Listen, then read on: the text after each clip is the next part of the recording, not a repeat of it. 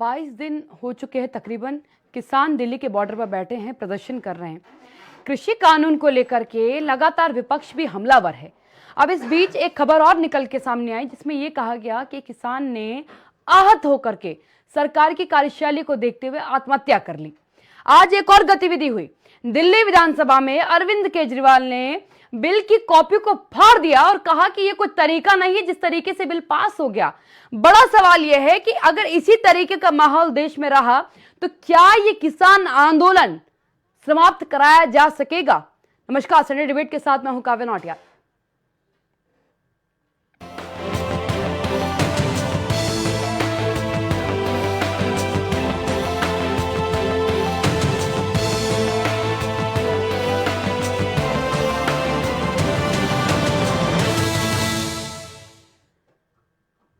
नाराजगियां बहुत ज्यादा अब दिखने लगी है। सबसे अहम बात है बॉर्डर की तस्वीरें हम देख पा रहे हैं। बॉर्डर पर ठंड बढ़ती जा रही है। देखिए, पूरे देश में ठंड बढ़ रही है। दिल्ली का तापमान किस तरीके से गिरता है बखूबी आप और हम समझते हैं। किसानों की ठंड से मौत हो रही है, ये एक चिंता का विषय है क्योंकि इस मौत का जिम्मेदार कोई तो होगा जिस मौत की जिम्मेदारी को ले सके और कह सके कि ये मौत अब नहीं होने देंगे। क्योंकि हम जिस देश में रहते हैं उस देश में कहा जाता है कि हमारे देश का हर एक नागरिक हमारे लिए बहुत इंपॉर्टेंट है। और अगर वो किसान हैं, उनकी मौतें ठंड से हो रही हैं, वो आपसे बात करने के लिए बैठे हुए हैं, तो क्यों नहीं उनके मसलों को शांत करा दिया जाता है?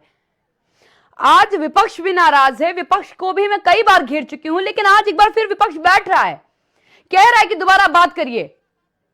हमारे किसान भाई सड़क पर है, परेशान है, इस तरीके से नहीं चलेगा देश। आज अरविंद केजरीवाल ने दिल्ली विधानसभा में नए कृषि कानून की कॉपी को फाड़ दिया। उन्होंने यहां तक कह दिया कि रैली करी गई भाजपा के नेताओं की तरफ से, यह बता दिया गया कि तुम्हारी जमीन नहीं जाएगी, मंडी बंद नहीं होगी। जरा यह बता दे भाजपा के नेता कि इससे फायदा क्या होगा? यह सवाल भी पूछा गया। भाजपा वालों को एक लाइन रटवा दी गई है कि किसान देश में कहीं भी फसल बेच सकता है। हवा में बात करने से क्या होगा, यह सवाल पूछा गया सदन में। किसानों को नहीं, भाजपाइयों को भ्रमित किया गया है, भाजपाइयों को अफीम खिला दी गई है। यह बयान आज निकलकर सामने आ रहा है और यह बयान इसलिए आ रहा है क्योंकि देश के किसान सड़क पर है। आप दिल्ली बॉर्डर पे केवल पंजाब को किसानों की इसलिए देख पा रहे हैं क्योंकि जो हकीकत है वो ये है कि सबसे ज्यादा अच्छी स्थिति में भारत में केवल पंजाब और हरियाणा के किसान ही हैं। उसका कारण भी मैं आपको बता देती हूं, क्योंकि सबसे ज्यादा सरकारी क्रय केंद्र इन्हीं जगहों पर हैं जहां किसान जाके अपनी फसल बेच पाते हैं और वहां एमएसपी पर ही किसानों को चीजें मिलती हैं, उनकी फसल बिक जाती है, उन्हें आमदनी हो जाती है। उसके बलबूते वो बिहार उत्तर प्रदेश के किसानों को मजदूरी पर अपने यहां रख लेते हैं। अगर कोई ये कहता है कि सरदारों को या फिर पंजाबी जो कौम है, पंजाब के किसान ही ऐसा क्यों कर रहे हैं, तो उसका मुख्य रीजन यह है जनाब, क्योंकि वो अपनी रोटी के साथ पंजाब और बिहार के किसानों को रोटी भी खिलाते हैं, उन्हें मजदूरी देकर के खिलाते हैं। क्योंकि यहां की सरकारें ना तो क्रय केंद्र दे पा रही है यहां के किसानों को, भंडारण के लिए भी। देखिए, उत्तर प्रदेश में एक चीज समझिएगा, उत्तर प्रदेश में सबसे ज्यादा प्राइवेट सेक्टर फसल खरीदता है, मतलब धान या फिर जो भी उपज होती है उसे खरीदता है। और उसका बड़ा कारण है कि किसान, देखिए अब किस हालत में बेच रहा है। 1868 रुपए धान की कीमत है। खबरें लगातार आ रही हैं कि 800 रुपए में बिका है। क्रय केंद्रों पर किसानों की फसल नहीं खरीदी जा रही, उसकी कोई जवाबदेही कोई देने को नहीं तैयार है। अरे क्यों नहीं किसान हल्ला मचाएगा जनाब? आपका हमारा पेट ये इस ठंड में, धूप में, बरसात में खेतों में जाके काम करके भरता है, क्यों नहीं चिल्लाएगा? और मेरा मानना है कि अगर माना वो गलत चिल्ला रहा है, आज तो सुप्रीम कोर्ट तक कह रही है कि नहीं भाई, हम नहीं कहेंगे उन्हें, अगर जब तक वो हिंसक आंदोलन पर नहीं आ जाते हम कुछ नहीं कहेंगे उन्हें, सरकार बात करे उनसे। ये यूं ही नहीं कह रही कोर्ट भी सोचती है, समझती है, जनहित में कितनी याचिकाएं खुद ले लेती हैं, स्वतः संज्ञान लेती है इस देश में कोर्ट। इस मसले को समझना होगा। राजनीतिक दलों को, विपक्षी को शीतकालीन सत्र को रद्द कर दिया गया कोरोना काल का बहाना देकर के। मैं इसे बहाना इसलिए कह रही हूं क्योंकि आप बुला सकते थे, आप बातचीत कर सकते थे, विशेष सत्र बुला के बात कर लेते एक बार। विपक्ष आप पे इतना बड़ा आरोप लगा रहा है कि आपने एक असंवैधानिक प्रोसीजर था जिस तरीके से आपने बिल पास करा दिया, यह गलत तरीका है। कहां ऐसा होता है? अरविंद केजरीवाल ने आज कहा कि सुप्रीम कोर्ट में हमारे वकील ने केंद्र सरकार को जिम्मेदार बताया है। कोरोना काल में क्यों ऑर्डिनेंस पास किया गया? पहली बार राज्यसभा में बिना वोटिंग के 3 कानून को कैसे पास कर दिया गया? यह सवाल अरविंद केजरीवाल ने पूछा। यह कानून भाजपा के चुनाव की फंडिंग के लिए बना है, यह बात भी अरविंद केजरीवाल ने आज कह दी। मुझे दुख आज इस बात का हो रहा है क्योंकि हमारे किसान भाई परेशान हैं। आप आकलन नहीं लगा सकते। एक रात जरा उस ठंड में बिता करके देखिए, आपको आकलन हो जाएगा कि बाहर का टेम्परेचर क्या और आपका शरीर कितना साथ दे देगा। सवाल में पूछा जा रहा है कि आपको विदेश से फंडिंग आ रही है, आप यहां हैं, आप वहां हैं, वहां से पैसा मिल रहा है, इसका सपोर्ट मिल रहा है आपको, आतंकवादी, अलगाववादी, खालिस्तानी सबका सपोर्ट मिल रहा है। आप पंजाब की बात कर रहे हैं जनाब, ये याद रखा करिए, पंजाब में सबसे ज्यादा कनाडा से करेंसी आती है और कनाडा की करेंसी की वैल्यू भारत में कितनी है यह भी याद रखिएगा। पंजाब के किसान सबसे सशक्त किसान है, यह बात भी याद रखिएगा। अगर आपको यह लग रहा है कि बाहर से फंडिंग हो रही है तो उसकी जांच कराइए, लेकिन इस तरीके से मजबूर मत करिए किसानों को कि वो ठंड में मर जाएं। वो हमारे लिए दुखद है। राजनेताओं के दिल ना होते हो तो ना हो सही, इंसानियत अगर है तो उसी पर चिंतन कर लें। अगर आप ये कहते हैं बार बार कि हमने दरवाजे खोल रखे, हमने इस बात का स्वागत किया कि आपने एक ड्राफ्ट उनके हाथ पे रखा, क्यों नहीं विशेष सत्र बुला करके उस ड्राफ्ट पर एक बार फिर से चर्चा कर ली आपने? ड्राफ्ट भी तो आप अकेले के दम पर नहीं पास कराएंगे ना। उस ड्राफ्ट में जो संशोधन करेंगे वो अकेले के दम पर तो सरकार नहीं करा लेगी ना। उसके लिए भी आप सदन पहुंचेंगे, चर्चा करेंगे, बात करेंगे, उसके बाद तो संशोधन किए जाएंगे। ऐसा तो है नहीं कि वो कोरा पन्ना आपके पास रखा, आपने 4 लाइनें लिखी और साइन मार के दे दिया और वो कानून बन गया। ऐसा नहीं होता हमारे देश में।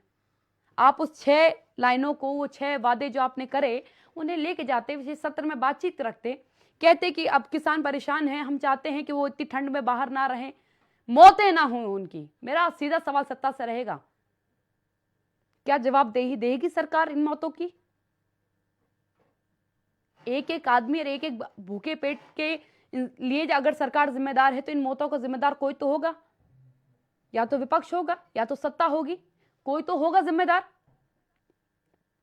कोरोना काल में इतनी मौतें हुई तो उसका जिम्मेदार कोरोना जैसी महामारी को बताया गया ना। तो किसान अगर मरे हैं तो कोई जिम्मेदार जरूर है, और अगर कोई जिम्मेदार है तो उसे शर्म आनी चाहिए अपने ऊपर कि जो उसकी थाली तक रोटी पहुंचा रहा है, सब्जी पहुंचा रहा है, दाल पहुंचा रहा है, उसके बच्चे पाल रहा है, वो उसकी मातम पे या उसकी मौत पर राजनीति खेल रहे हैं। विपक्ष सदन में क्या कर रहा था, ये तो विपक्ष का ईमान डोल चुका है। यकीन मानिए, लोकतंत्र में पहली बार ऐसी तस्वीर में देख पाती हूं जहां समझ नहीं आता कि ये विपक्ष है, ये समर्थन में उतरा विपक्ष है। लोकसभा में शिवसेना समर्थन में थी, बाकी दल समर्थन में थे, सबने साथ में वोटिंग कर दी। राज्यसभा में आप गला फाड़ रहे हैं, वहां भी विपक्ष में वोटिंग डालते, कह देते वहां भी कि हमें ये बिल नहीं मंजूर है। कई प्रोसीजर हैं, आप सुप्रीम कोर्ट में याचिका डालते, कह देते कि हम इस बिल के समर्थन में नहीं है जनाब, बिल्कुल नहीं है, हम जनता के लिए लड़ने आए हैं, हम जनता की आवाज है। हम विपक्ष पे तब चेता, तब उसकी नींद खुल पाई जब ये किसान दिल्ली की बॉर्डर पर इतनी ठंड में पानी की बौछारें खाने लग गए। तब समझ में आया, जब सुबह की धूप से खुलने वाली आंखें आंसू गैस की गोलों से खुल नहीं पाई, तब विपक्ष को समझ में आया कि जनाब बहुत अच्छा मौका है, राजनीति खेली जाए, मौतों पर राजनीति खेली जाए। और वही हो रहा है, वही हो रहा है। और बड़ा दुख है मुझे ऐसा कि लोकतंत्र में ऐसा हो रहा है। वो किसान अपनी बात कह रहा है, मैं अभी भी बात कह रही हूं कि हो सकता है वो गलत हो सकता है उसे ना समझ आया हो। जिसे रबी और खरीफ की फसल के अलावा किसी को समझ नहीं आता, उसको आप कानून के प्रावधान समझाने बैठे हैं, याद रखा करिए। देश का पढ़ा लिखा नागरिक भी अच्छे अच्छे कानूनों को नहीं समझ पाता इस देश में। आप 1 बार नहीं, 2 बार नहीं, 4 बार नहीं, 5 बार नहीं, 20 बार कोशिश करिए। आपका विपक्ष कहता रह गया आपसे कि हमें जरा कानून समझा दीजिए। आज आप 700 चौपाल करने के लिए तैयार हैं, लेकिन 70 बार बैठ करके आप किसानों से बात करने के लिए नहीं तैयार हैं। 700 चौपाल लगा के आप किसको समझाएंगे? देश की जनता को नहीं ना, किसानों को ही समझाना है ना आपने। तो क्यों नहीं उस 700 को 70 में कंज्यूम करके किसानों से केवल बात की जाए। मैं मानती हूं कि आज वो अडिग हैं, उनका कहना है कि कानून वापस लीजिए, कानून वापस लेना ही एकमात्र उपाय उन्हें लग रहा है। बात करिए, पूछिए, मैं हमेशा कहती हूँ कि सरकार जो होती है वो देश की गार्जियन होती है, माता पिता का रूप होती है। वो उसे चिंता होती है कि मेरे देश में लोग भूखे ना सो जाएं, मेरे देश के लोग गरीब ना रह जाएं। ये सभी जिम्मेदारी सरकार की होती है। लेकिन कहाँ दिख रही है कहीं आपको ऐसी हरकत करती हुई? सरकार कह रही है भाई हमने तो बात करने के लिए बुलाया था, आप आए, बात रखिए, हमने दरवाजा खोल रखा, आइएगा, बात कर लीजिएगा। आपके परिवार का एक सदस्य, सबसे अहम सदस्य परेशान है, चिंतित है, सड़क पर है, ठंड में मर रहा है, क्या पूछेंगे नहीं जाकर के आप कि भाई 6 संशोधन कर दिए, ये कागज लेके आया हूँ, 6 संशोधन की बात मैं मान रहा हूँ, अब मुझे बता दो कहाँ खामी है, वहाँ बात करते हैं। परेशान मत हो, तुम्हारी चुने हुए हैं हम, तुम्हारी बात सुनने के लिए ही बैठे हैं हम। या फिर यूं ही गोलियां चलने दें। आज बाबा राम सिंह ने आत्महत्या कर ली और नोट में लिख दिया कि सरकार के रवैये से खुश नहीं जो किसानों के साथ हो रहा है। ऐसे नोट और सरकारें पढ़ना चाहती हैं। थोड़ा वक्त आज मैं लंबा ले रही हूँ कि यकीन मानिए दिल बड़ा बड़ा कष्ट में है आज मेरा। किसानों का देश कहते कहते मुंह नहीं थकता हमारा, कृषि प्रधान कहते कहते मुंह नहीं थकता हमारा। एक दिन जरा जाके इनकी जितनी मजदूरी करके आइएगा, किसान जितना खेत में काम करते करके आइएगा जरा। कब बिस्तर पे लेटेंगे और कब नींद आ जाएगी आपको पता नहीं चलेगा। और शायद अगले दिन आप बिस्तर से उठ भी ना पाए, इस हालत में होंगे। उतनी मेहनत वो रोज करते हैं, 12 महीने करते हैं। आज हालात जो हैं वो अच्छे नहीं हैं। न किसानों को अपनी फसल बर्बाद करने की चाहत है, न अपनी आगामी फसल को बर्बाद करने के लिए वो बैठी हुई है। आज कोई कुछ भी कह ले, लेकिन आज सच मानिए जो हो रहा है वो अच्छा नहीं है। दिल्ली घिरी हुई है, सरकार को लग रहा है घिरी तो है, क्या बात हो गई। 3 महीने से ये किसान आपसे बात करने के लिए बेताब थे, 3 महीने से धरना प्रदर्शन कर रहे थे। आप बैठते ना, उसी समय कह देते कि आज आप ये स्टेटमेंट दे रहे हैं कि पंजाब के किसान हैं केवल। मेरा मानना है कि हाँ ठीक है, पंजाब के किसान हैं, आप उसी समय बात कर लेते। पंजाब में आपकी ट्रेनें बंद हो गई थी, आप भूल गए क्या? मालगाड़ियां बंद हो गई थी, आप भूल गए क्या? आपको अनुमति इन किसानों से लेनी पड़ी थी, अनुमति लेनी पड़ी थी इन किसान संगठनों से, और ये पूछना पड़ा था कि क्या हम ट्रेनें चला लें? आप आग तो नहीं लगा देंगे, आप तोड़ तो नहीं देंगे गाड़ियां, रोक तो नहीं देंगे गाड़ियां? क्या कहा था इन किसानों ने आपसे जवाब में? आप चलाइए, बेबाक होकर चलाइए, ना हम गाड़ी तोड़ेंगे, ना रोकेंगे, ना जलाएंगे, आप चलाइए, चलिए ना गाड़ियां वापस पंजाब में। इसका मतलब है कि ये हिंसा नहीं चाहते हैं, ये चाहते हैं कि आप केवल इनकी बात सुन ले, समझ ले, और अगर ये गलत है तो इन्हें समझा दें। और अगर ये भी हमारे देश में नहीं हो पा रहा है तो चर्चा के इस देश में ये अच्छे हालात नहीं है। न्यायालय लगातार, देखिए न्यायालय में भी एक बात कही गई आज कि हम कानून पर चर्चा नहीं कर रहे हैं, आंदोलन पर चर्चा हो रही है, और यही हकीकत है देश की। अभी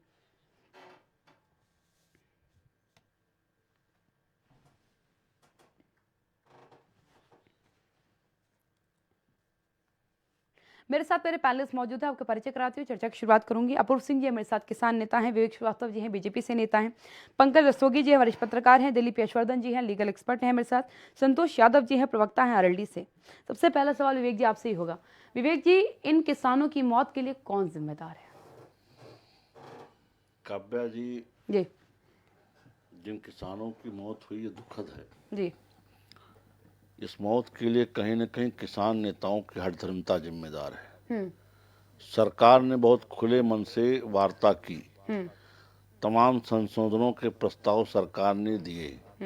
अगर सरकार हठधर्मी होती तो सरकार बातचीत की टेबल पे नहीं आती। सरकार ने कोई हठधर्मिता दिखाए बिना बिना किसी शर्त के वार्ता की टेबल पे आए और वार्ता की प्रस्ताव भी दिए संशोधनों के। अब जो लोग ये जिद ठान के बैठे हैं कि नहीं ये कानून वापस हों, ऐसी लोकतंत्र में हठधर्मिता अच्छी बात नहीं होती। ठीक है। तो कहीं न कहीं इन मौतों के लिए किसान नेताओं को भी चिंता करनी चाहिए। ठीक है विवेक जी, अब एक सवाल का जवाब भी दीजिएगा। जी। आप 700 चौपाल लगाने जा रहे हैं? जी। मेरा डेटा गलत तो नहीं? जी। ठीक। आप इन 700 चौपालों में किसको समझाएंगे? आम आदमी को? किसानों को। किसानों को समझाएंगे? जी। तो क्यों ये 700 चौपालें आपको करनी पड़ रही है? इन्हीं किसान संगठनों से 12 बुला के बात करिए, इनसे कहिए हम तब तक बात करेंगे जब तक आप आंदोलन समाप्त नहीं कर देते। भाई बातचीत, वो तो एसआर 9 की तख्ती लेके आते हैं, उस पे इससे कैसे बात हो पाएगी? बातचीत तो आप लकीर खींच के नहीं कर सकती ना काव्या जी। बातचीत ऐसे भी तो नहीं हो सकती ना कि दिल्ली में किसानों का प्रदर्शन चला और कच्छ में जाकर के किसानों से बातचीत हो। बातचीत तो ऐसे भी नहीं होती है। क्यों? जहां नाराजगी होती है वहीं जाके बात की जाती है। नहीं, देखिए, सरकार के पार्ट तमाम वरिष्ठ मंत्री हाँ? विज्ञान भवन में इनसे बात कर रहे हैं और इनके नेता वहां आ भी रहे हैं। लेकिन अब उस बातचीत में अगर आप तख्ती लेके आएंगे SR-No की, तो इस तरह से भी बातचीत नहीं होती है। लोकतंत्र में ये रास्ते भी जायज नहीं है। आप सोचें कि हम एक लाइन खींच लें, इसके आगे नहीं जाएंगे, तो ऐसा बातचीत इस तरह नहीं निपटती। कुछ आपको बढ़ना पड़ेगा, कुछ हमें घटना पड़ेगा। इस तरह से बातचीत के रास्ते निकलते हैं। सरकार ने तमाम संशोधनों के प्रस्ताव दिए बिना किसी आग्रह दुराग्रह के दिए। अब आप उस पर विचार नहीं करना चाहते। गेंद तो किसानों के पाले में, किसानों को उस पर विचार करना चाहिए। अब किसान नेता अगर इसको हठधर्मता से निपटाना चाहते हैं तो ये ही हिंदुस्तान किसान नहीं है। हिंदुस्तान में और भी किसान हैं। हम सारे किसानों के पास जा रहे हैं। और कौन से किसान हैं? किसानों में अलग वैरायटियां हैं क्या? नहीं, मेरी बात हमें तो लगा था भारत के किसान भारत के किसान हैं केवल। काव्या जी, जो मतलब मेरा आशय ये है कि जो धरने पे बैठे हैं ये पूरे भारत भर के किसानों का नेतृत्व तो नहीं करते हैं। अच्छा। और भी देश में किसान हैं। हम सबके पास जा रहे हैं। हम 700 चौपाल लगाएंगे, हम जो अपनी बात बैठा है समझाएंगे। उसके पास नहीं जाएंगे आप? बहुत बार जा पूरे देश चुके, में बहुत बार जा चुके। उनके अगर वो समझने को तैयार नहीं तो हम दूसरे को तो समझाएंगे। उनको क्यों ना समझाएं हम? आप नहीं समझना चाहते, मत समझिए। हम आपको समझाने की कोशिश कर फर्क चुके भी नहीं पड़ता। नहीं, फर्क बहुत पड़ता है। लेकिन अगर हम आप हठधर्मता पे आमादा है तो हम क्या कर सकते हैं उसके लिए? अपूर्व जी, क्यों आखिरकार ये हालात हैं? यस और नो में तो वैसे भी सरकार से आप बातचीत नहीं कर सकते, ये तो आप खुद मानते हैं। लेकिन ये जो हालात आ रहे हैं सामने, ये क्यों आ रहे हैं? क्या सरकार आपकी नहीं सुन पा रही है या आप उनकी बात नहीं समझ पा रहे हैं? देखिए काव्या जी, इसमें मैं इतना ही कहना चाहूंगा जी कि यस और नो से यहाँ कोई मतलब तात्पर्य नहीं है। पहली बात यह है कि मैं एक किसान नेता से पहले एक सामाजिक कार्यकर्ता हूँ जो कि पिछले 10 सालों से किसानों के लिए कार्य कर रहा है। जी। और अभी तक जो बिल में मैंने देखा है वो 90% किसानों के फेवर में था मेरे अकॉर्डिंग। लेकिन यहाँ सरकार जो उसकी विफलता दिख रही वो ये दिख रही है कि वो समझा नहीं पा रहे हैं ठीक ढंग से, कि ना वो किसान को समझा रहा है, ना किसान के जो नेता हैं वो उन्हें समझने देना चाह रहे हैं चीजों को। आखिर वहां जो आ रहे हैं वो नेता ही आ रहे हैं ना, और ये भी यहाँ विज्ञान भवन में बैठ करके नेताओं को बुला रहे हैं। ये क्यों नहीं उनके बीच जा रहे हैं? आखिर ये उनके बीच जाएं, उनसे वार्ता करें कि आपको दिक्कत। मैं यहाँ लिख के देता हूं कि जो भी वहां धरने पे बैठे हैं उसमें 70% को ये पता नहीं है कि वो किस लिए बैठे हैं। वो सिर्फ नेताओं की सुन रहे हैं कि हाँ MSP क्या है, अरे APMC मंडी एक्ट खत्म हो रहा है। आखिर 2007 में सबसे पहले APMC में बदलाव पंजाब में हुआ था। और अगर रिटेल मार्केटिंग की बात की जाए तो सबसे बड़ी रिटेल चेन पंजाब में है जो कि रिलायंस के द्वारा चलाई जा रही है जी। तो आखिर मेरा कहना इतना ही है कि सरकार को विज्ञान भवन में ना बैठ के डायरेक्ट उन फार्मर्स के पास जाना चाहिए। और ये नेताओं से अब काम नहीं चलेगा। अब आप सीधे उनसे मिलिए। आखिर जैसे मैं उत्तर प्रदेश की बात करूं, हर ब्लॉक में 2 ATM 3 BTM होते हैं। आप क्यों नहीं उन्हें समझाते और वो जाकर के एक एक किसान को समझाएं? अगर एक ATM एक हफ्ते में 10 किसान की जिम्मेदारी लेता है तो पूरे उत्तर प्रदेश को कवर करने में मात्र 64 दिन लगेंगे। तो इस तरीके से कार्य किया जाए, ना कि अचानक से कोई चीज लाके थोपी जाए। इसमें नो डाउट कि बिल ये किसानों के फेवर में है, बट इसको थोपा जा रहा है, ना कि समझाया जा रहा है। बिल्कुल विवेक जी, थोप रहे हैं आप, समझा नहीं रहे हैं। केजरीवाल जी ने भी कह दिया कि एक एक किसान जो है वो वहां भगत सिंह बनकर बैठा और आप अंग्रेजों से बदतर व्यवहार कर रहे हैं उनके साथ। काव्या जी, केजरीवाल जी की नौटंकी का कोई क्या कर सकता है? आप संसद से पास कानून की बिल को अपनी असेंबली में फाड़ रहे हैं। इसको नौटंकी नहीं तो और क्या कहेंगे? उनकी नौटंकी तो पूरी देश देख ही रहा है। उन्हें किसी तरह मीडिया के स्क्रीन पे दिखना चाहिए। तो उनको उस नौटंकी से फुर्सत नहीं है। अगर किसानों के वास्तविक हित रक्षक होते तो सबसे पहले पराली का हल्ला तो उन्होंने ही मचाया था दिल्ली में, कि हरियाणा वाले पंजाब वाले दिल्ली का वातावरण दूषित कर रहे हैं। और जब पराली पे सुप्रीम कोर्ट ने संज्ञान लेके कुछ गाइडलाइन जारी कर दी तो उन्हीं फिर जाके किसानों के बीच नौटंकी करने लगे। नहीं तो उन्होंने व्यवस्था भी तो करके दी उसके बाद की पराली की व्यवस्था करनी क्या है आखिरकार? उन्होंने मशीनें प्रोवाइड कराई उन्होंने अपने किसानों को। अब बताइए जवाब। उन्होंने नहीं दी, पूसा इंस्टीट्यूट ने दी। पूसा इंस्टीट्यूट दिल्ली का नहीं, भारत सरकार के अंदर चलता है। मिले ना, व्यवस्था हुई ना। बता रहा हूँ जो उन्होंने जो केमिकल डेवलप किया वो पूसा इंस्टीट्यूट ने डेवलप किया, उसमें अरविंद केजरीवाल जी ने कोई विज्ञान नहीं लगाया। तो ये तो आप पहले भी किसानों को दे सकते थे, उसके लिए अरविंद केजरीवाल जी का बोलना जरूरी था क्या? काव्या जी, मैं फिर कहता हूँ, किसानों के पास पराली का हल है। जो पशुपालक हैं वो उसको काट करके पशु चारे में प्रयोग करते हैं। चलिए, मैं अभी पराली पे चर्चा नहीं कर रही हूँ, मैं पराली पे नहीं चर्चा करूंगी। संतोष यादव जी, क्यों आखिरकार विपक्ष को मौतों पर राजनीति करने की आदत उनकी समाप्त नहीं हो रही? मुझे इस सवाल का जवाब चाहिए, क्यों आखिरकार ऐसा हो रहा है? जब सदन में बात चल रही थी तब वॉकआउट कर गए। वॉकआउट करने का क्या मतलब बना? अब जवाब में मुझे ये मत दीजिएगा कि हमारी बात सुन नहीं रहे थे। नहीं काव्या जी, ये बात नहीं है जी। हम इस बात का जवाब ये नहीं देना चाहते हैं जी। हम ये कहना चाहते हैं कि देखो, किसानों के साथ ये बीजेपी सरकार घोर अन्याय कर रही है। ठीक है, इनके पास ये कानून जबरदस्ती किसानों के ऊपर थोपने का क्या कारण है? किसान जब कह रहा है कि इस कानून से मुझे नुकसान होने वाला है, तो फिर ये जबरदस्ती क्यों? जिसको ये कानून से लाभ बता रहे हैं कि इससे आपकी आय 2 गुना हो जाएगी, इससे आपको कॉन्ट्रैक्ट फार्मिंग मिल जाएगी, इससे आपको एमएसपी मिल जाएगी, और किसान कह रहा है इससे हमको कुछ नहीं मिलना है। तो किसान की बात तो जायज है, जिसको कुछ मिलना है, हमको कोई गिफ्ट देना चाहे और हम कह रहे हैं साहब इस गिफ्ट से हमको नुकसान है, हम नहीं लेना चाहते हैं, तो ये सरकार क्यों जबरदस्ती कर रही है? कोई एक ऐसा प्रावधान, प्रोविजन आपको पूरे कानून, 3 कानून है, कोई ऐसा प्रोविजन उसमें लगा जो घातक है किसानों के लिए? आप मुझे वो प्रोविजन बता दीजिए। तीनों कानून घातक हैं। कैसे? नंबर 1, एमएसपी की जो बात होती है जी, एमएसपी की खरीद केवल सरकार करती है जी। बाकी जो व्यापारी करता है उसके ऊपर कोई बाध्यकारी नहीं है कि वो एमएसपी पे खरीद करेगा। ड्राफ्ट में इन्होंने कह दिया कि एमएसपी की गारंटी दे रहे हैं अभी। नहीं अब दूसरी बात कह रहे हैं, मेरी बात सुन लीजिए, आप सुन लीजिए, आप मैं भी समझ रहा हूँ, आप जो कह रहे हैं मैं उसको समझ रहा हूँ। एमएसपी की गारंटी अगर कानून में नहीं है, अगर वो लिखित में नहीं है कि इतने रुपए इतने पैसे में ये धान या गेहूं खरीदा जाएगा, तो किसान किसके पास जाएगा अपनी शिकायत लेकर के? जो एसडीएम के यहाँ ये कोर्ट बताते हैं कि एसडीएम के यहाँ जाएगा, तो जब किसान की वो बात लिखी नहीं है, कानून में गारंटी नहीं, तो एमएसपी कैसे मिल जाएगी? दूसरी जो भंडारण की बातें करते हैं, असीमित भंडारण, एक जो पैन कार्ड धारक आदमी होगा वो लाखों टन गेहूं चावल अपने भंडारण कर सकता है, उसको कोई प्रतिबंध नहीं है। तो उसका परिणाम ये होगा कि जिस समय किसान की फसल कटेगी तो वो बड़ा व्यापारी अपना गेहूं धान मार्केट में रिलीज कर देगा, और जो हमारा गेहूं 18 रुपया 19 रुपया की बात करते हैं सरकारी, उसकी वो जो है हमारा 18 रुपए के बजाय 8 रुपया में आ जाएगा। तो इसका एक तो ये नुकसान है। और जो कॉन्ट्रैक्ट फार्मिंग की बात करते हैं, कॉन्ट्रैक्ट फार्मिंग में अगर कॉन्ट्रैक्टर 20 खेत किसान के ले लिए और बीच का कोई आदमी रह गया, तो वो आदमी किसी भी गांव में परमानेंट कोई रोड नहीं बनी है खेत को जाने के लिए, ना ही उसका सिंचाई का साधन परमानेंट कोई बना हुआ है। एक दूसरे के खेत से लोग नाली से पानी ले जाते हैं, एक दूसरे से ट्रैक्टर ले जाते हैं। कॉन्ट्रैक्ट फार्मिंग में रास्ते बंद हो जाएंगे, लोगों की मेड़े खत्म हो जाएंगी, और ये सहकारी क्या पंजाब में अभी कॉन्ट्रैक्ट फार्मिंग नहीं होती? सवाल का जवाब दीजिए। मैं कह रहा हूं, देखो वहां जो पंजाब का किसान है, पंजाब का किसान जागरूक है और संपन्न है। पूरे देश, पूरी इंडिया का किसान न जागरूक है न संपन्नता है। मैं नहीं कह रहा हूं, तो चिंता ही नहीं होनी चाहिए। पहले आप उसको जागरूक करिए, उसको संपन्नता दीजिए, आप उसको जो है एमएसपी लागू करिए, 100% गारंटी दीजिए कि चाहे वो बनिया खरीदे और चाहे सरकार, उसको इतने रुपए में गेहूं और चावल का रेट मिलेगा। ठीक है, अगर ये मिल जाए तो किसान को क्या दिक्कत है भाई? ठीक है, आपके 2 जो पहले के पॉइंट है वो तो अपने आप में खंडित हो जाते हैं, क्योंकि जो ड्राफ्ट दिया गया है सरकार की तरफ से, देखिए मैं बिल्कुल क्लियर बात कर रही हूँ, जो ड्राफ्ट सरकार, रुक जाइए संधू जी, वो जो 2 ड्राफ्ट दिए गए हैं उसमें ये सीधी तौर पर था कि एमएसपी की गारंटी सरकार लिखित रूप से देने को तैयार है।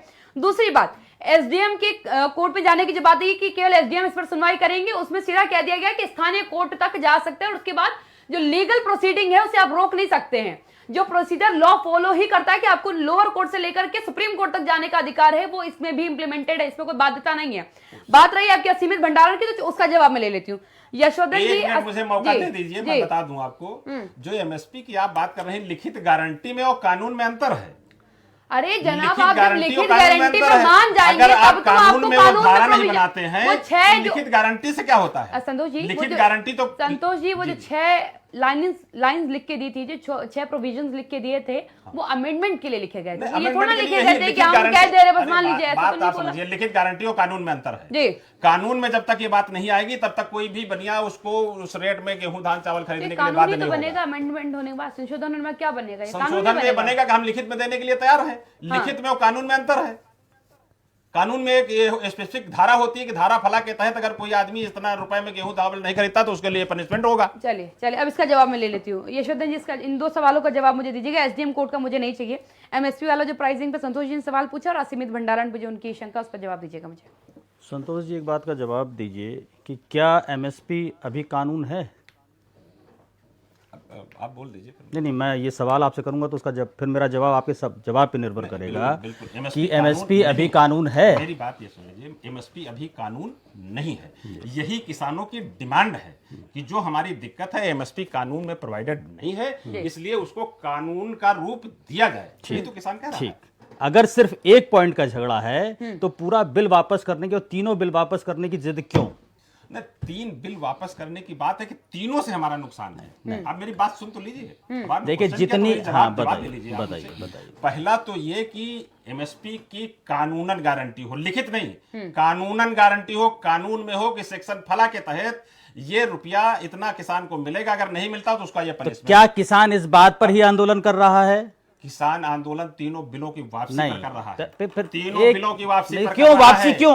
वापसी सवाल तो ये कि वापसी क्यों? वापसी इसलिए कि इस कानून से किसानों का कोई लाभ होने वाला नहीं है। क्या नुकसान होने वाला है? नुकसान, एमएसपी नहीं मिल रही है। अरे एमएसपी तो पहले भी कानून नहीं था। एमएसपी की मांग करिए, एमएसपी की मांग करिए। कानून वापसी क्यों? कानून वापसी क्यों? नहीं, मेरी बात तो सुनिए। हाँ सुन रहा हूँ, आप ही सुन रहा हूँ। कानून वापसी क्यों, ये जवाब दे दीजिए। मेरी मांग यह है, किसानों की मांग यह है कि उसकी गारंटी कानून में दी जाए। भंडारण की व्यवस्था यह है कि किसी आदमी को अगर असीमित भंडारण की व्यवस्था होगी तो वो आदमी जिस समय हमारी फसल कटेगी उस समय वो मार्केट में रिलीज करेगा, हमारा धान गेहूं सस्ता हो जाएगा।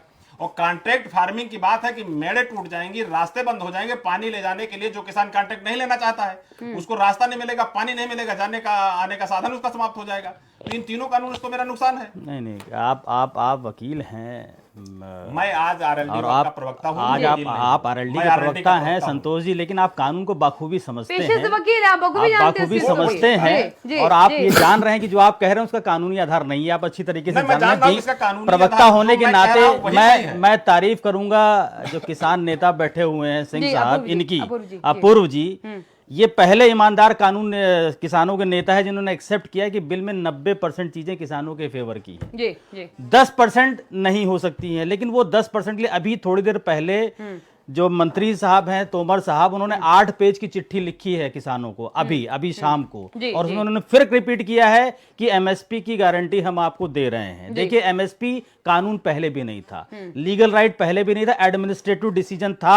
वो एडमिनिस्ट्रेटिव डिसीजन आज भी मेंटेन्ड है। पहली चीज, अगर उसको किसान, अगर एहसान किस बात, तो लड़ाई भी किस बात की, लड़ाई भी किस बात की? अरे भाई, तो आप वो मांगिए ना साहब। नहीं, आप ये नहीं मांग रहे ना, आप ये नहीं मांग रहे हैं, आप ये नहीं मांग रहे हैं। आप फिर एक पॉइंट पे झगड़ा, फिर कानून वापसी क्यों? ये सुन लो की बात कहा। या तो आप यस नो इस बात पे करिए कि आप एमएसपी की गारंटी नहीं, इलीगल कैसे है? सीजीआई ने आज कहा है। सीजीआई ने क्या कहा है? सुनिए, मैं बता रहा हूं। मुझे किसानों की चिंता है।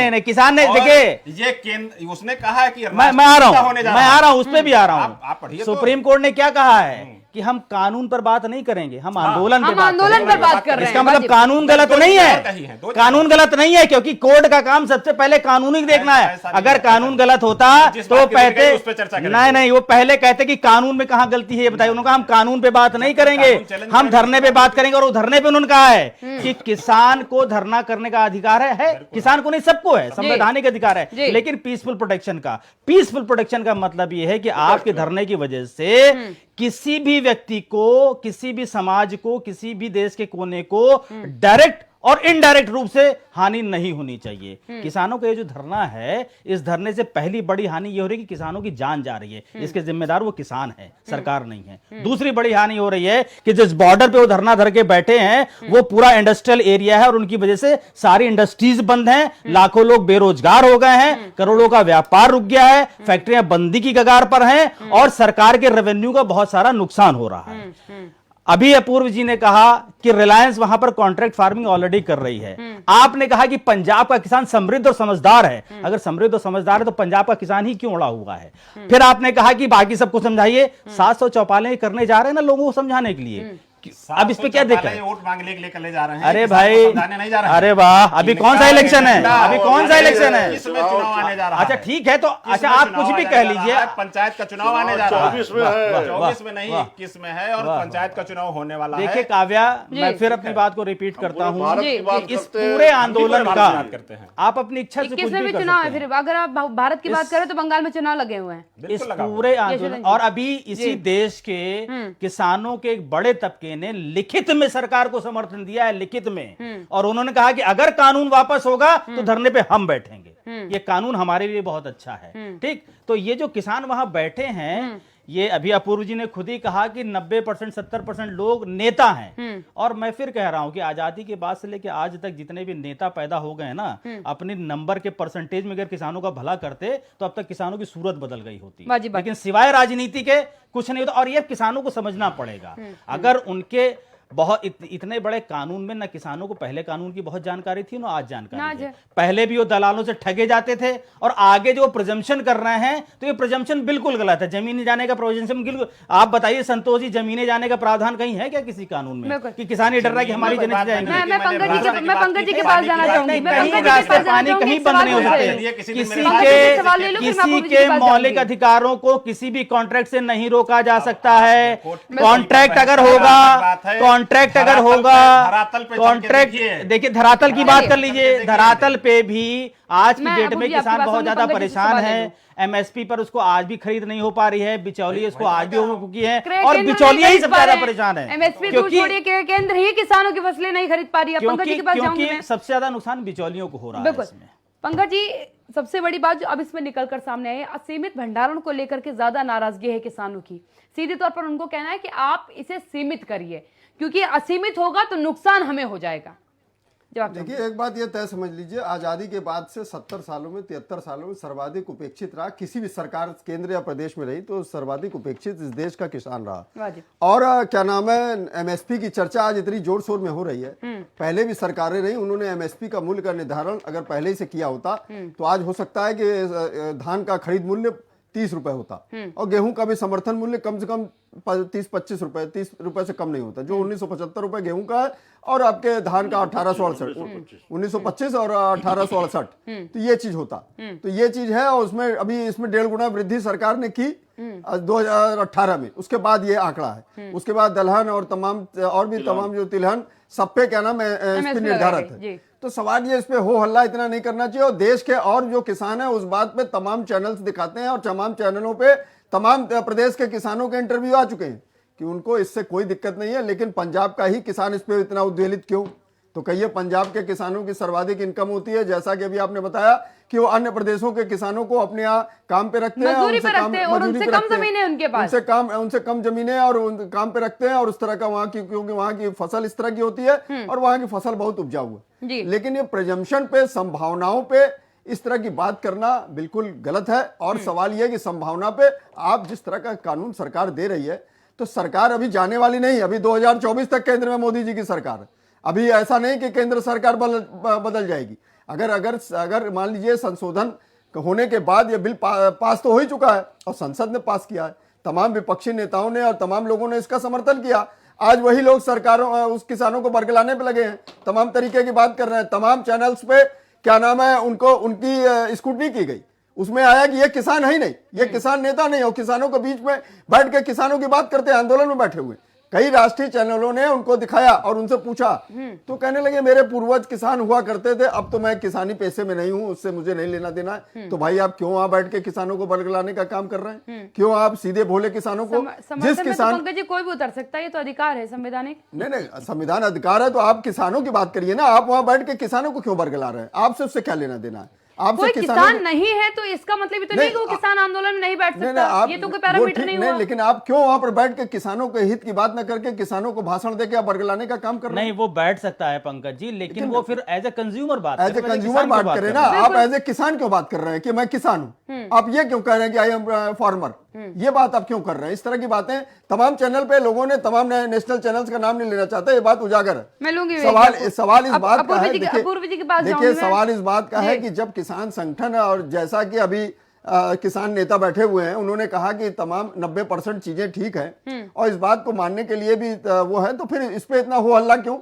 और प्रिजम्पशन पे कोई चीज नहीं चलती है, आप इसको लागू करिए। अगर मान लीजिए अभी उसमें एमएसपी को वो निर्धारित कर दीजिए कि अगर कोई उससे नीचे खरीदता है तो कानूनन, इस धारा के तहत कानूनन जुर्म होगा। तमाम चीजें आप कर दीजिए। देश कहाँ देखिए, एक हकीकत तो ये भी कहाँ है ना, कर की बात देखिए नहीं पंकज जी, रही। कहाँ ड्राफ्ट देने के बाद अगर आप शीतकालीन सत्र रद्द कर देते हैं तो किसानों की पहले आप मजबूरी भी ड्राफ्ट आप तोड़ रहे हैं पे, ना। आप ये क्यों करें? पहले आप ड्राफ्ट पे एग्री होइए, उस पे साइन करिए, उसके बाद वो अमली जामा हो गया, उसमें संशोधन हो क्यों जाएगा। ये और अमेंडमेंट क्या जो नहीं? सरकार कर रही है, इसका अभी मतलब उसने आज- माना कि ये खामियां रही हैं, इसलिए हम इनसे भाई अमेंडमेंट खामियां कर रहे भाई हैं। खामियां- और ये अमेंडमेंट अब आप कोई- किसान माने या ना माने, ये करे जाने चाहिए। नहीं तो ये सरकार ऐसे तो नहीं खुद मान माने जाने चुकी चाहिए। है। नहीं ऐसे नहीं माने जाने चाहिए। जब किसान संगठन उसमें तैयार हो, अभी सुप्रीम कोर्ट ने भी कह दिया कि आप एक कमेटी बनाइए और कमेटी बना के इसको निर्धारण कराइए, किसानों के उसकी कमेटी बनाइए। ये कहने से नहीं होगा। अभी हम कहते हैं ये चीज कर दें, पूरा एक ड्राफ्ट तैयार होना चाहिए, एक चीज का सिस्टम होना चाहिए और उस पर बकायदा एक संशोधन पत्र, संशोधन पत्र तैयार होना चाहिए और उस पर कार्रवाई होनी चाहिए। लेकिन सवाल इस बात का है कि क्या ये ऐसे ही हो हल्ला चलता रहेगा? आज जैसे केजरीवाल जी ने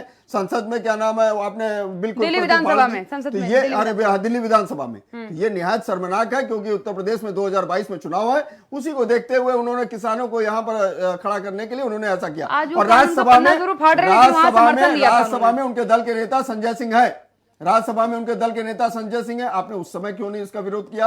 आपने हर तरह राज्यसभा की बात मैं नहीं करूंगी। नहीं, राज्यसभा में तो जिस तरीके से कानून पास हुआ वो तरीका नहीं है, वो तरीका बिल्कुल नहीं है और बिल्कुल संवैधानिक तरीका नहीं था। जिम्मेदार सत्ता पक्ष नहीं, इसके लिए जिम्मेदार मैं विपक्ष मानती हूँ, भी है। लेकिन इसके वो लिए विपक्ष प्रोसीजर भी जो जिम्मेदार वहां है। हुआ, विपक्ष को जिम्मा लेना सुना पड़ेगा। तक नहीं गया वहां पर, वो कार्रवाई मैंने देखी है। ये बताइए, इसलिए मैं उस पर कुछ सुनूंगी नहीं। वहां जो हुआ वो तो गैर संवैधानिक था ही बिल्कुल। सुनिए, 245 सीटों के सदन में भारतीय जनता पार्टी सिर्फ 93 सांसद है वहां पे, तो आप बाकी लोग क्या कर रहे थे? मैं वही कह रही हूं, भले कोई कुछ भी कहते, लेकिन जो वहां उस दिन हुआ वो संवैधानिक नहीं था। ये चीज क्यों नहीं कर रहे हैं? अपूर्व जी, मैं अपूर्व जी के पास जा रही हूँ। अपूर्व जी, किसानों की मौतों के लिए किसान खुद जिम्मेदार है। क्या इस बात को मानते हैं कि किसान की जो मौत हो रही है, ये आत्महत्या जो अभी किसान ने की है, उसके लिए खुद किसान ही जिम्मेदार है? नहीं, इसके लिए तो मैं पूरी तरीके से विपक्ष और उन किसान नेताओं को मानता हूं जी, जो उन्हें पूरी तरीके से वर्गलाने का काम कर रहे हैं। जैसा कि अभी सर ने बताया कि वहां पे खेत तबाह हो जाएंगे, मेड़े खत्म हो जाएंगी, पानी का रास्ता खत्म हो जाएगा।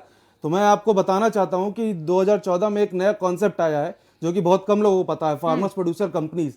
इसके तहत कंपनी एक्ट में भी अधिनियम है, कोऑपरेटिव एक्ट में भी अधिनियम है, जिसके अंतर्गत किसान अपनी खुद की कंपनी खड़ी कर सकता है। अब मैं तीनों बिल को यहीं पे साफ कर देता हूं।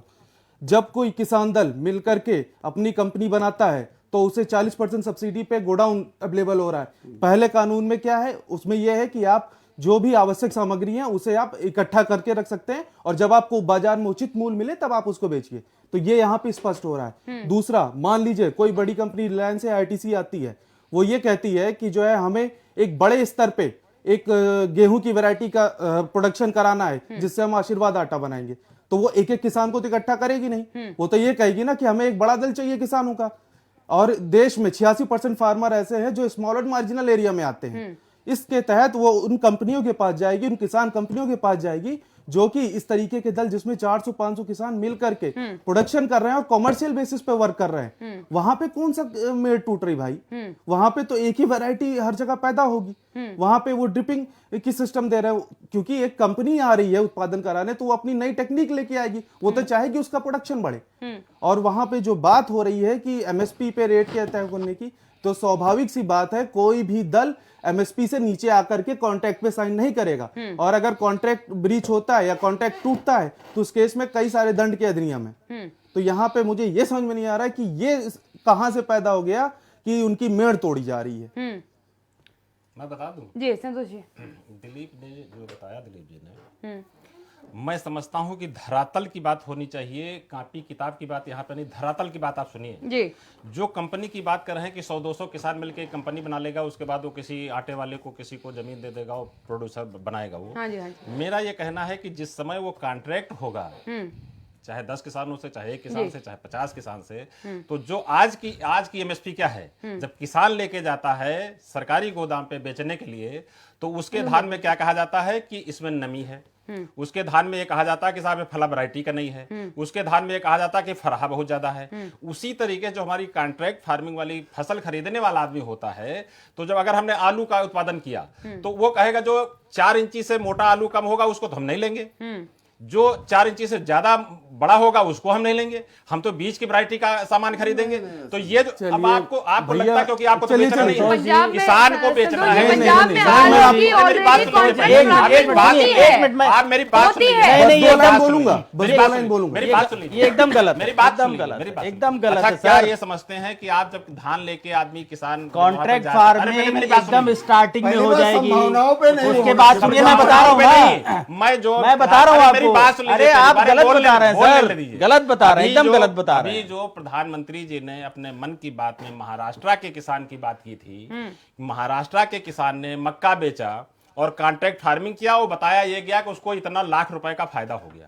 उसी केस की मैं बात कर रहा हूं कि उसको जो चेक दिया गया था वो मध्य प्रदेश का वो था कॉन्ट्रैक्टर, मध्य प्रदेश, उसमें नियम ये था कि जहां का चेक देगा जो आदमी होगा उसी एसडीएम के यहाँ जाकर के आप शिकायत करेंगे। तो महाराष्ट्र का किसान जब मध्य प्रदेश जाएगा, आप अंदाजा लगाइए मुकदमा करने के लिए, लखनऊ का आदमी तो लखनऊ में मुकदमा नहीं कर पा रहा। मैं फिर कहूंगा, आप अधिवक्ता हैं, मेरी बात सुन लीजिए, सीपीसी मेरी बात- सीआरपीसी में मेरी बात ज्यूरिडिक्शन सुन- आपको मेरी बात मालूम है कैसे होता मेरी है, बात सुन लीजिए, है ना, ये नई चीज नहीं है। दूसरी चीज जो कॉन्ट्रैक्ट नहीं फार्मिंग की है, बात नहीं है, है, नहीं ये कुछ नया नहीं जहां ना। से आप दूसरा कॉन्ट्रैक्ट दूसरा करेंगे, कॉन्ट्रैक्ट फार्मिंग की जो उसी- बात है, कॉन्ट्रैक्ट फार्मिंग बिल्कुल आपको स्टार्टिंग में बोलना हो है, रही है, देखो, उसके बाद बीज भी कॉन्ट्रैक्टर लगाएगा, आपको- पानी भी वो देगा, मेरी बात सुनिए, रक्षा भी मेरी वो बात करेगा, चौकीदारी भी वो फसल करेगा, कैसे भी क्वालिटी आएगी भी वही वही करेगा, खरीदेगा। सब कुछ वही करेगा, चाहे बीजे छोटे आए चाहे बीजे बड़े सब आए, कुछ वही वो करेगा, उसे खरीदना पड़ेगा। नेचुरल कैलेमिटी की जिम्मेदारी भी उसकी है। नहीं अपूर्व खरीदेगा। जी कुछ कह रहे हैं, अपूर्व जी कुछ कह रहे हैं। इंश्योरेंस की बात है, अपूर्व जी कुछ कह रहे आप हैं। इतने मन से मोदी जी की मन की बात सुनते हैं तो 27 सितंबर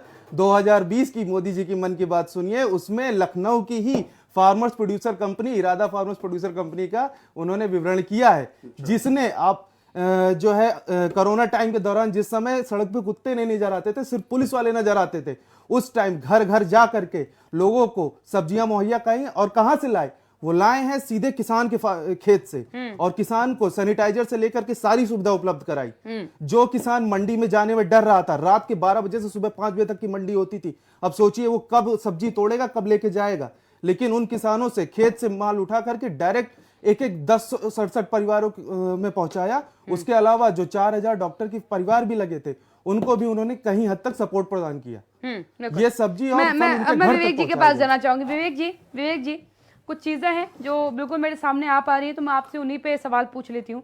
असीमित भंडारण को लेकर के देखिए नाराजगी है, एमएसपी को लेकर के भी आपने जरूर ये कहा है कि हम इसको लिखित तौर पर दे रहे हैं, लेकिन इनका कहना है कि कानून के प्रावधान में उसको लाइए और कहिए कि अगर एमएसपी से कम मूल्य पर खरीदारी हुई तो इस धारा के अंतर्गत, इस आर्टिकल के अंतर्गत उस पर मुकदमा होगा या ये कार्रवाई की जाएगी। इस बात की अश्योरिटी किसानों को, अश्योरिटी नहीं संशोधन चाहिए, सीधे तौर पर मैं अश्योरिटी भी नहीं कहूंगी, यहाँ पर संशोधन चाहिए। दूसरा, असीमित भंडारण को लेकर के किसान नाराज हैं। असीमित भंडारण का मतलब उनका सीधा तौर पर कहना है कि हमारे पास जो होगा वो असीमित भंडारण तो कर लिया जाएगा, लेकिन फिर अपने हिसाब से बेचा जाएगा। काव्या, मैं एक छोटी सी बात यहाँ पर कह दूं कि क्या किसान अभी भंडारण अपने पास करता है? नहीं करता है ना, नहीं करता है, वो तो नहीं बेच करता देता है ना जाकर के, उसके बाद वैसे ही प्रोसेस होता है जैसे अब होगा। तो असीमित भंडारण कौन कर रहा है? ये किसान का अभी भी कंसर्न नहीं था और आगे भी नहीं है। नहीं, इन्होंने क्योंकि प्रोविजन चेंज करे तो शायद इसलिए डिमांड ज्यादा है। विवेक जी देखिए, इसको अच्छे से भी लीजिएगा। मैं फिर कह रहा हूं, आपने नए कानून बनाए तो शायद मांगे आपसे ज्यादा है जनता की। मेरी बात सुन लीजिए। एसेंशियल गुड्स कम्युनिटीज एक्ट लागू था तो उसमें प्राविधान है कि इससे ज्यादा भंडारण आप नहीं करेंगे आवश्यक वस्तुओं का जी। और अब ये खोल दिया गया है कि आवश्यक वस्तुओं का असीमित भंडारण आप करेंगे। तो जब आवश्यक वस्तुएं एक व्यक्ति के पास असीमित भंडारण होगा तो वो अपनी मनमार्जिक, तो वो कोई किसान का ही लाभ नहीं होगा, नुकसान नहीं होगा, वो जो खरीदने वाले परचेजर लोग हैं उनको भी नुकसान होगा। वाजिब जवाब दीजिएगा। चलिए विवेक जी जवाब देते सीधी हैं, तो मैं चिंता देता उनकी हूं। वही है कि कंज्यूमर्स को महंगा मिलेगा चीज, ये आप हमको समझ भी महंगा लीजिए। मिलेगा मैडम। जी, कंज्यूमर्स को महंगा मिलेगा और लेने किसानों के को भी। बात तो फिर वहीं पहुंच गई कहाँ? कि 3 कानून है, हाँ। आपको जिस कानून से ज्यादा समस्या है, आप उसमें संशोधन बताइए। आप ये कैसे कहते हैं कि तीनों को वापस ले लीजिए? मैं वही फिर बात वही पहुंच गई। नहीं, बात वही पहुंच ही रही है जनाब, वही तो पहुंच रही, घूमती फिरती दिल्ली वापस, घूमती फिरती दिल्ली वापस आ जाती है धरने प्रदर्शन पे। उत्तर दे दो। अभी हमारे संतोष जी ने कहा कि मान लीजिए किसी कंपनी ने आया और चारों तरफ की जमीनों का एग्रीमेंट कर लिया, बीच में कोई किसान नहीं देना चाहता, उसका क्या होगा? मैं इनको एक केस की याद दिला देता हूँ। है हरैया में बस्ती के बजाज हिंदुस्तान शुगर मिल लगा रही थी, बलरामपुर ग्रुप के सारे पे मुन्नन खां पूर्व सांसद गोंडा ने वहाँ बीच में एक जमीन खरीद ली, स्टे लेके चले आए, बजाज सर पटक के मर गई, वहाँ पे शुगर मिल की स्थापना नहीं हो पाई। तो अगर बीच वाला कोई अटक जाएगा तो उसका रास्ता आप रोक नहीं पाएंगे। मैं आपको स्पष्टीकरण दे दूं, ये केस उदाहरण है, आप इसको देख लीजिए। जवाब दे रहा हूँ, आपको बताइए। तो दूसरा आ जाइए, मतलब ये साफ है कि आप किसी को बाध्य नहीं कर सकते, जो स्वेच्छा से देगा आप उसी को ले सकते हो, और बीच में अगर कोई नहीं देगा तो उसका रास्ता आप बंद नहीं कर सकते, उसको आप कानूनी तौर पे आप उसको जबरदस्ती नहीं कर सकते। बिल्कुल। दूसरा अब आ जाइए कि जो इन्होंने विषय उठाया कि लिमिट असीमित भंडारण, किस भंडारण की व्यवस्था में आज भी किसान नहीं है। हाँ जी। अब इन्हें दिक्कत यह है कि साहब जो ले लेगा, हमारा जब माल जब बाजार में आने होगा वो अपना रिलीज कर देगा। जब सरकार कह रही कि एमएसपी पे हम लिखित आश्वासन दे रहे हैं आपको कि सरकार एमएसपी पे लेगी या जो कॉन्ट्रैक्ट होंगे वो एमएसपी पे होंगे, हाँ जी, तो फिर आपको क्या दिक्कत है? जी।